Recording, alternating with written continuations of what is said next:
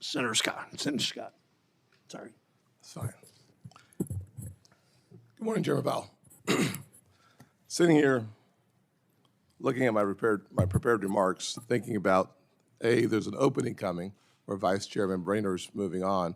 I think it's really important for us to make sure that all the information that we need in order to make a good decision on the next nom that we have in a timely fashion. So I would really implore the chair to make sure that happens, that every question, every questionnaire that is asked from the person, we get. Every member of this committee has their questions answered in a timely fashion, and that the staff has their answers in a timely fashion. Listening to Chairman Brown, I thought to myself, fascinating, truly fascinating. I concluded that, well, I know Chairman Brown pretty well. I am sure he is sincere in his rant. But let me just say this. Spending and printing trillions of dollars, caving to the radical left in this country, seeing policies posited and then implemented that led to the worst inflation in 40 years, seeing our inflation at 9.1%, seeing American families struggle because of the weight of the government on their shoulders, seeing the devastation from South Carolina to Ohio. It's unbelievable that the progressives in this country who caused a 9.1% inflation would then turn somewhere besides in the mirror to see the absolute devastation caused by their out-of-control spending is remarkable. Remarkable. To stop the out-of-control inflation caused by the out-of-control spending, the Fed steps in to cool the economy.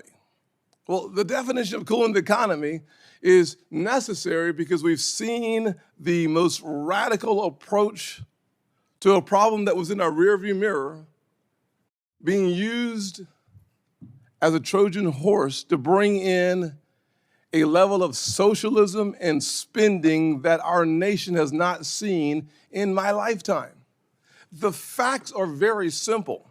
When you get to 9.1% inflation in this nation, as a kid who grew up in a single-parent household, mired in poverty, a 40% today, 100% just a year ago increase in the gas prices devastates single mothers around this country. For seniors on fixed income whose savings are being depleted with an average cost just last month of a $433 increase because of inflation.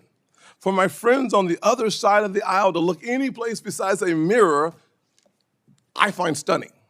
The truth is that when your food prices go up over 20%, when your electricity is up over 20%, you have to ask yourself, where in the world are they?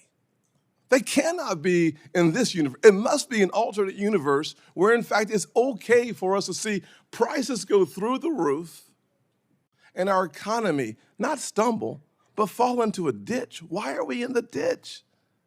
Because progressives used the pandemic as a way to usher in a form of spending that takes the money out of the pockets of everyday Americans and puts it in the coffers of the government. There is a better way. The better way is to trust the American people. And when you do so, we don't have to have the Fed come in and raise interest rates so high to quell the challenges in our economy so that today versus 18 months ago, the price of the same house for your mortgage payment is twice as high. Why? Because of the runaway spending of our friends on the other side of the aisle. I'm sure I do not have time for my opening comments, but I will say without any question, as I look around the country and I ask myself, how devastating is it that today it costs $433 more than it did a year ago? The answer is it is a crisis. When the average family in our country just a couple of years ago didn't have $400 in their savings for an emergency, to have prices go up by this amount, it's devastating. To have a conversation about rents around the country, looking at the inflationary effect and the absolute devastation of a snarling supply chain that we haven't seen in my lifetime, run by my friends in the progressives. Unbelievable. But to get to you, Chairman Powell, one of the comments that you've made that I think is really important in one of the speeches you gave in January, and I apologize for my rant. I just wanted to make sure my rant was consistent with my friend here.